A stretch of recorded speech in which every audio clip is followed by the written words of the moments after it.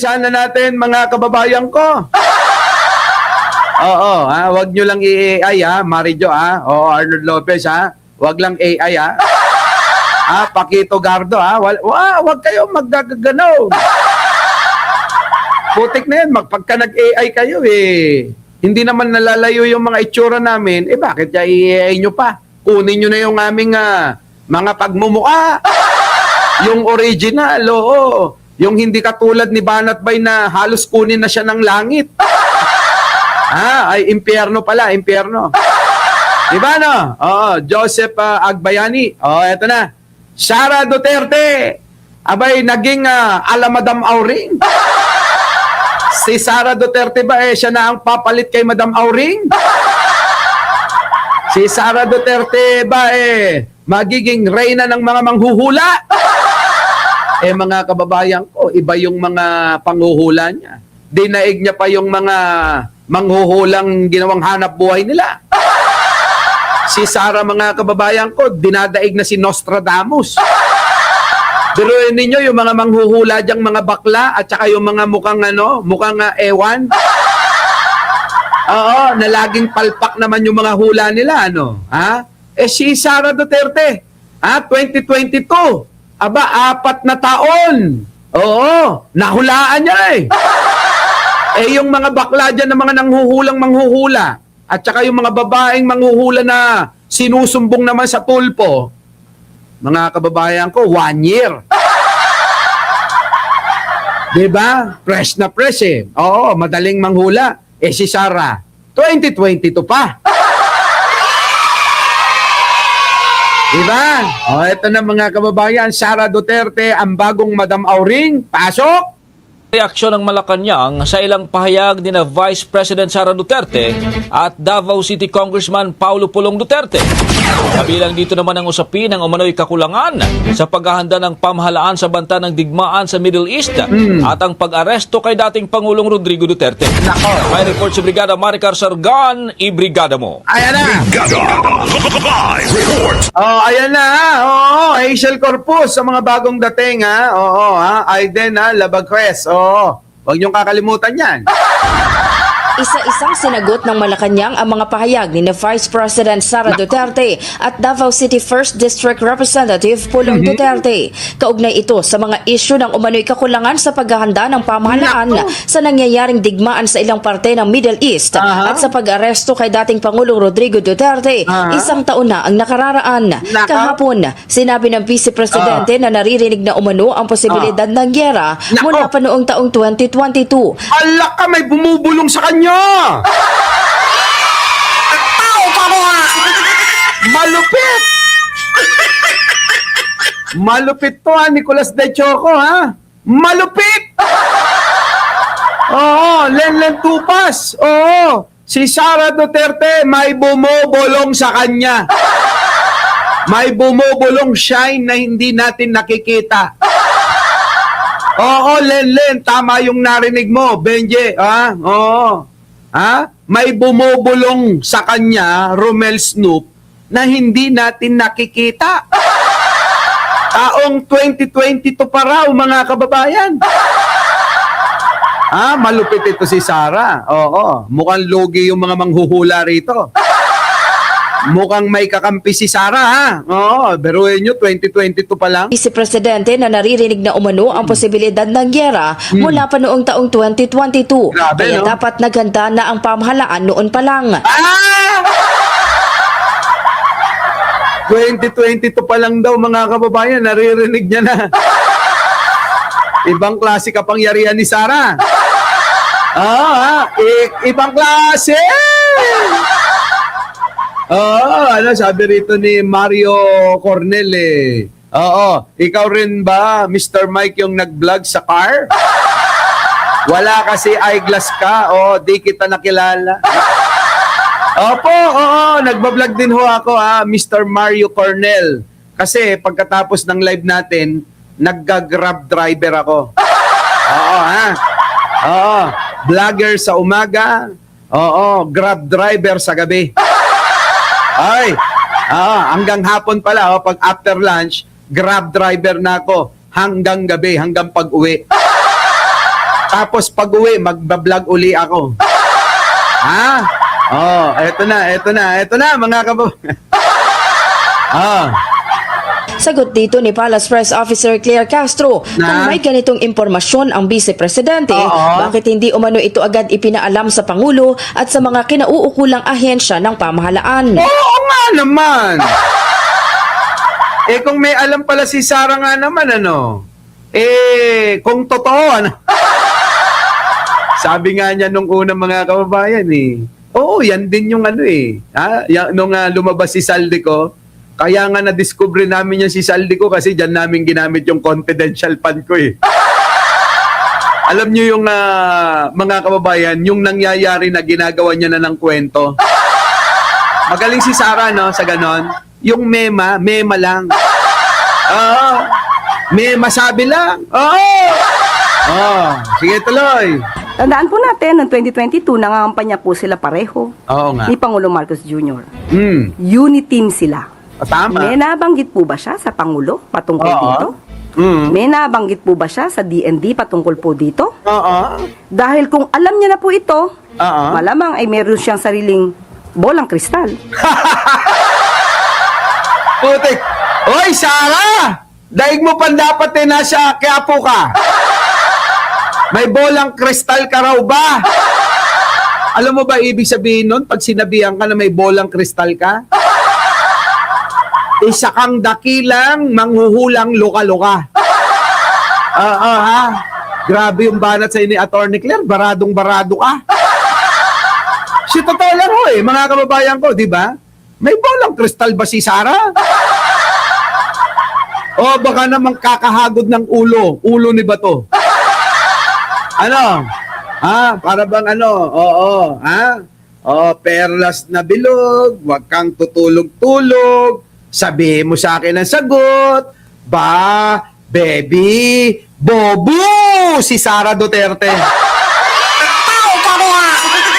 Diba? Naalala nyo ba yon? Sino ba yung nakakaalala no na Attorney Empoy? Kilala nyo ba yon, Annalisa Uiso? Napapanood nyo ba yon? Kung hindi nyo napapanood yon, hindi tayo magkakasing edad. Sino nakakapanood nun? Di ba? Yun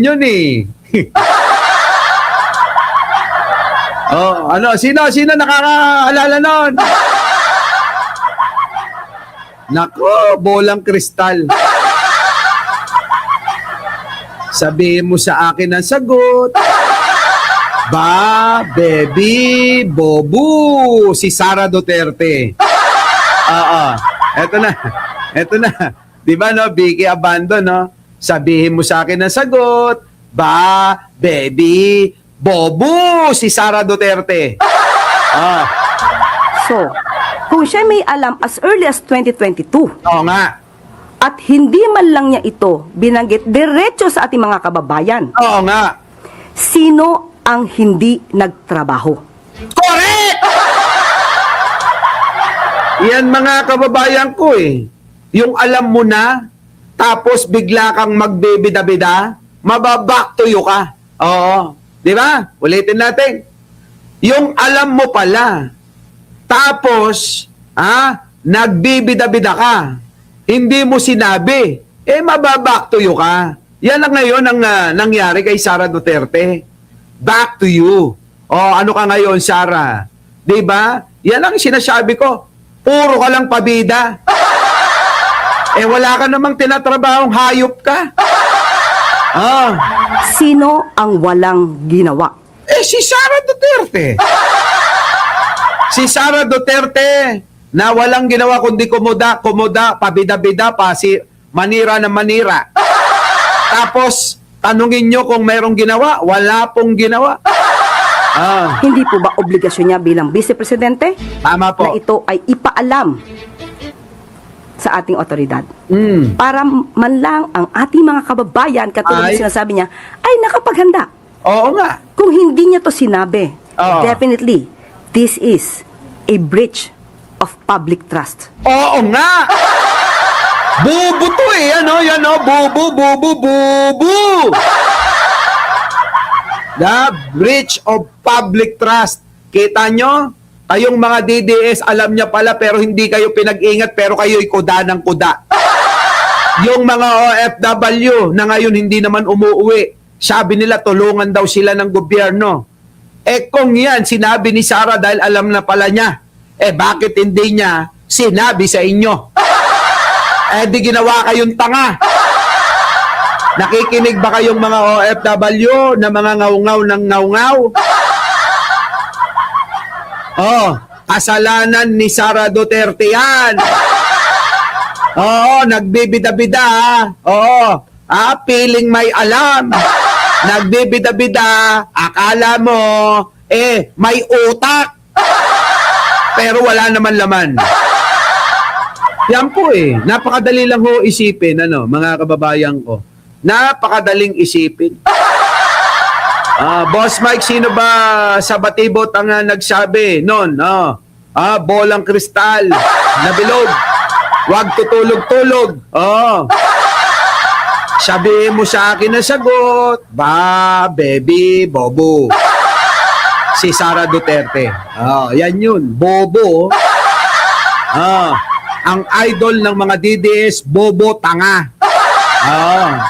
Di ba? Samantala, sinagot din ng Malacanang ang pahayag ni VP Sara, naggalit umano ang mga Pilipino sa pag-aresto at pagdadala kay dating Pangulong Rodrigo Duterte sa Tahig. Nasaan? Ilan lang kayo? Sige nga mga kababayan ko. Galit daw yung mga Pilipino. Ako wala akong pakialam kay Duterte. Kung dyan na makukulong ng habang buhay, wala naman akong pake. Baka naman kayo may paki sa kanya. Sa totoo lang po, si Duterte, nung makulong yon, si Sara, tuwan-tuwa Ako din ho, tuwan-tuwa Di ba, mga kababayan, tuwang-tuwa sila. Tuwang-tuwa kami. Sige nga. Sino ho ang tuwan-tuwa sa inyo nung makulong si Duterte? Kasi pinagmamalaki ni Sara, galit daw kayo Sa mga galit dyan, paki-press 2. Yung mga galit, paki-press yung 2. At sa mga natuwa, press 1. Sara, mag-press 1 ka na. Tawagin mo na rin si Kitty, si Basti, tsaka si Pulong. Alam ko namang press 1 yung pipindutin nyo Di ba, no? Alam ko naman na press 2 yung pipindutin nyo. Di ba? Ayan ayan. Galit daw ang daming galit mga kababayan ko. Sino ba yung mga galit dito? May nakita akong mga to. Galit ito Sara, sila Geraldine Panis, si John Jason, yan yung mga galit nung madala sa ICC si Duterte, si Hazel Corpus, si Martin at saka si Marijo. Yan yung mga galit Ato ba, meron pang isa. Si Eva Santos. Yan. Si Martin, yan yung mga galit. Di ba Ruben sino yun? Sa inyo pong lahat. Si Kian nandyan na. Si Ruben Cantesa, si Potpot. Yan. Yan. Ayan na, si Decidido, ano ba yan? Mohabal Jr., yan, Si Shine, tawa lang ng tawa. Diba? Ito na, mga kababayan ko. Hindi umano mawawala ang galit ng mga tao hanggat hindi na ibabalik sa Pilipinas ang dating Pangulo. Oo nga daw. Yung ba yun totoo? Hindi ba mawawala yung mga galit, yung mga pumindot kayo ng to? Diba? To, kasi bakit hindi pa sinama si Bato tsaka si Bongo? Naalala ko na, Boss Mike, si Manang Bola. Ayun na nga. Oo. Si Manang Bola. Perlas na bilog, wag kang tutulog-tulog. Sabihin mo sa akin ang sagot. Baby, bobo, si Sara Duterte.